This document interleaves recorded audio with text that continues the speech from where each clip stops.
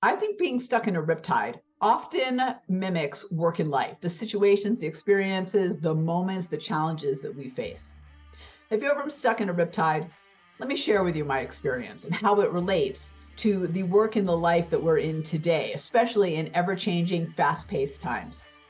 So when I was a kid, about 12 years old, I loved body surfing. So I would swim out and I'd wait for that wave, that swell to come, and I'd start swimming and I'd catch it at just the right time and I'd ride it in. And then I'd swim back out, catch the next wave, ride it to the beach, swim back out.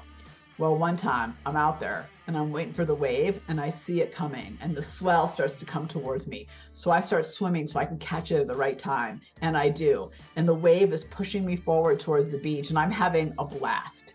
And then suddenly I realize I have gone from in control, just moving forward with the wave, to totally out of control. This wave is huge and it has pushed me up all the way to the crest and we are flying towards the beach and there's nothing I can do. So the wave comes in with me on it, slams me down onto the beach, and then starts to pull me back out. I get stuck in a riptide and I'm scrambling and I'm grabbing the sand, but nothing I can do is changing the situation. Have we ever been in those moments in work and life where no matter what we do, it feels like all the stuff swirling around us is happening regardless of any of our actions or our decisions? So that's the moment I'm in. So I'm grasping at the sand. I've got that foamy bubbles in my eyes, so I can't really see. I'm being tumbled around and I'm being pulled back out to sea. So of course, what's my inclination as I'm being pulled back out? Well, it's to swim harder. So I double down. I start moving my arms as fast as I can. I'm kicking my legs as hard as I can. But the more I do that, the worse it gets. The more I actually go under and further away from the beach. How many of us have had those moments in work and life where our inclination, right, our instinct is to double down when we feel overwhelmed or like our head's barely above water?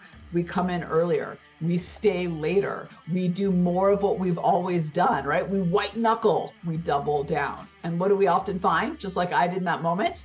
That it doesn't really get us anywhere. We're still with our head barely above water and oftentimes further away from our goals. And in this case, further away from the beach.